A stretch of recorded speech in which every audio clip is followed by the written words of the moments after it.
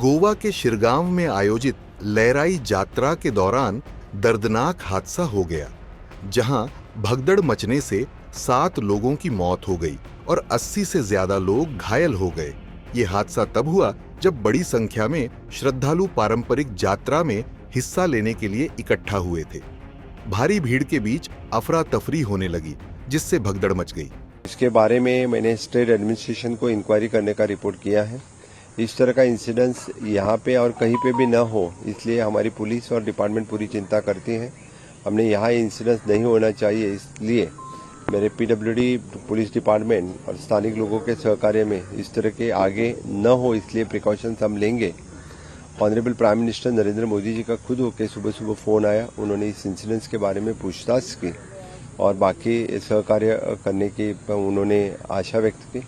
उन्होंने दुख व्यक्त किया इस इंसिडेंस के बारे में। कल रात में चालू थे और वही टाइम पे जो ढोंडगढ़ जो भक्तगण जो आग से अग्नि से गुजरते हैं, वो टाइम पे करीबन 3-3:15 बजे ऐसा एक इंसिडेंट हुआ कि जो जहाँ रास्ता एक स्लोपी रास्ता है, वहाँ पीछे वाले लोग जो चल के आ रहे थे, वो लोग दूसरे के ऊपर गिर के ऐसा एक झुंड जैसा झुंड में सभी लोग इकट्ठा होके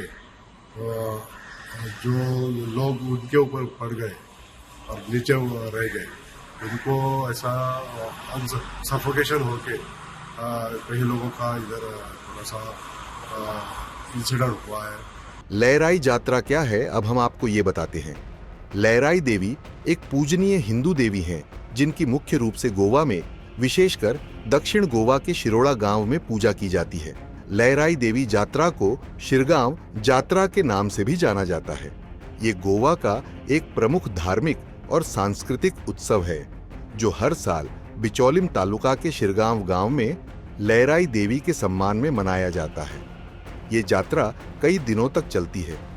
इस उत्सव की सबसे बड़ी खासियत ये है कि इसमें आग पर चलने की परंपरा है।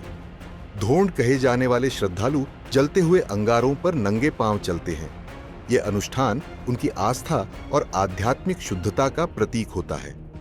शुक्रवार की रात इसी यात्रा के दौरान अचानक भगदड़ मची और कई लोगों की जान चली गई।